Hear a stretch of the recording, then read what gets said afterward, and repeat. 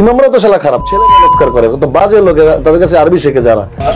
আমি প্রথমেই ওনাদের ভুল বলছি, এজন্য ক্ষমা প্রার্থী এবং দুঃখ প্রকাশ করছি। এটা ইমামদেরকে শালা বলা নিয়ে এবার মুখ খুললেন জায়েদ খান। সম্প্রতি সামাজিক যোগাযোগ মাধ্যমে চিত্রনায়ক জায়েদ খানের ইমামদের নিয়ে একটি বক্তব্যের খণ্ডিত অংশ ছড়িয়ে পড়ে, যেখানে এই নায়ককে কিছু ইমামদের বিরুদ্ধে কথা বলতে দেখা যায়। এই ভিডিও ছড়িয়ে পড়তেই বিতর্কের মুখে পড়েন জায়েদ খান। তাকে নিয়ে সমালোচনায় মেতে ওঠে একদল মানুষ, এমনকি বয়কটের ডাকও আসে অভিনেতার বিরুদ্ধে। বিষয়গুলো জটিল হওয়ার আগেই নিজের অবস্থান পরিষ্কার করেছেন এবার জায়েদ খান। রোববার বিকেলে সাংবাদিকদের সঙ্গে আলাপে তিনি বলেন, একটি ভিডিওর কিছু অংশ কেটে তা ছড়িয়ে দিয়ে বিতর্কিত করার চেষ্টা করা হচ্ছে।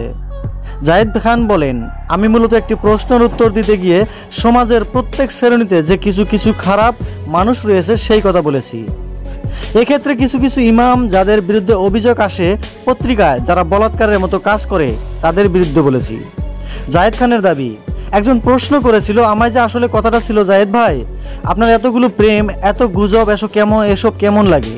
আমি বলেছিলাম, নায়ক বলেই তো গুজব ছড়ায়, নায়ক হয়ে যদি গুজব না ছড়ায় তাহলে মসজিদের যারা ইমাম আছে তাদের মতো টুপি দিয়ে 5 ওয়াক্ত নামাজ পড়তে হবে, ভদ্র নম্র হয়ে জীবনযাপন করতে হবে, বাসায় থাকতে হবে।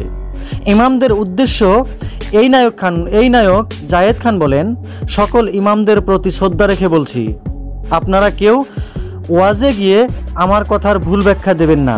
আমি এ ধরনের কোনো কথাই বলিনি, আমাকে ভুল বুঝবেন না। আমি একজন মুসলমানের সন্তান, আমার বাবা একজন হাজি মানুষ। আমি বিশ্বাস করি ইসলাম, নামাজকে বিশ্বাস করি, মুসলমানদের বিশ্বাস করি। ইমাম আলেমরা গুরুত্বপূর্ণ ব্যক্তি, সম্মানীয় ব্যক্তি। আমি সবাইকে বলিনি, কয়েকজনকে বলেছি যারা শিশু বলাৎকার করে। তারপরও আমার কথায় আপনারা কষ্ট পেয়ে থাকলে আমাকে ক্ষমা সুন্দর দৃষ্টিতে দেখবেন। আপনাদের কাছে ক্ষমা প্রার্থনা করছি, আমি জায়েদ খান। উল্লেখ্য যে জায়েদ খান 2018 সালে ভালোবাসা চলচ্চিত্রের মধ্য দিয়ে ঢালিউডে তার কর্মজীবন শুরু করেন। চলচ্চিত্রটি পরিচালনা করেন মোহাম্মদ হান্নান। এ সিনেমায় তার সঙ্গে অভিনয় করেন রিয়াজ ও শাবনূর। পরে 2009 সালে মমতাজুর রহমান আকবরের কাজের মানুষ ও মোস্তাফিজুর রহমানের মানিকের মন ছুঁয়েছে মন চলচ্চিত্রে অভিনয় করেন।